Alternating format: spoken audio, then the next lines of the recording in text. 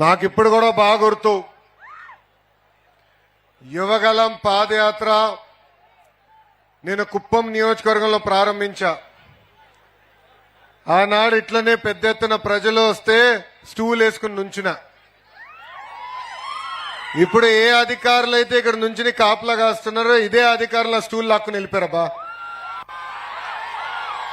ఇదే అధికారులు నా మైక్ లాక్కుని వెళ్ళారు. కానీ 2024లో ఏం జరిగింది? అందరు దిమ్మ తిరిగే విధంగా ప్రజా తీర్పు వచ్చింది. ఈ ప్రజా తీర్పు స్వాతంత్రం కోసం, ఈ ప్రజా తీర్పు సంక్షేమ అభివృద్ధి రెండు జోడి ఎద్దుల బండిగా నడిపించేదానికి వచ్చిన తీర్పు.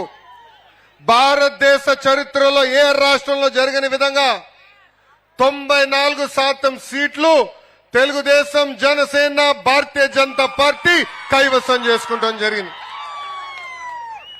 ప్రజలందరూ ఒక్కసారి ఆలోచించాలి. ఆనాడు మాట్లాడడానికి స్వేచ్ఛ ఉండేది కాదు. ఆనాడు బయటికి అడుగుపెట్టి ప్రజాప్రతినిధులు కలిసే పరిస్థితి లేకుండా ఉండేది కాదు. ఆనాడు గొంతు విప్పి మాట్లాడితే కేసులు పెట్టారు. భారతదేశంలో ఏ రాష్ట్రంలో హోంమంత్రి గారిపైన 23 కేసులు ఉండదు.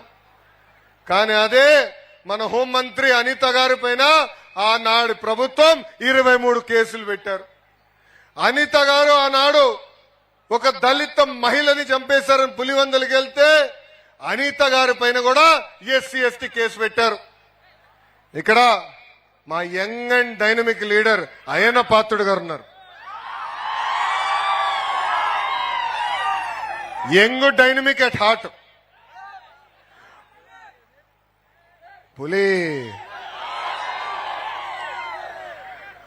ఆనాడు ప్రజల తరపున పోరాడితే అయ్యన్న పాత్రుడు గారి పైన ఏకంగా నిర్భయ కేసు పెట్టారు. కానీ ప్రజలు వెనకాల ఉండి నడిపించారు. ప్రజలందరూ ఒక్కసారి గుండె పైన చేయి పెట్టుకుని ఆలోచించండి. ఇదే రోడ్లో నేను నడిచా, స్కేల్ పెట్టి కొలతలు కొలిసా ఎంత లోతు గుంతుందని.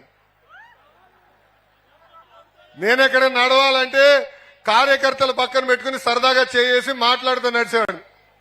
కానీ మన ప్రాంతానికి వచ్చి గల గుంటలు చూసి ఆగ్రహం ఇప్పుడు మాట్లాడదు, ఏ గుంతలు ఎప్పుడు పడతామో తెలియని పరిస్థితి. కానీ అదే ఎన్డీఏ ప్రభుత్వం అధికారంలోకి వచ్చిన వెంటనే రిపేర్లకి డబ్బులు విడుదల చేసి పెద్ద ఎత్తున రోడ్లు రిపేర్ చేస్తాం జరిగింది.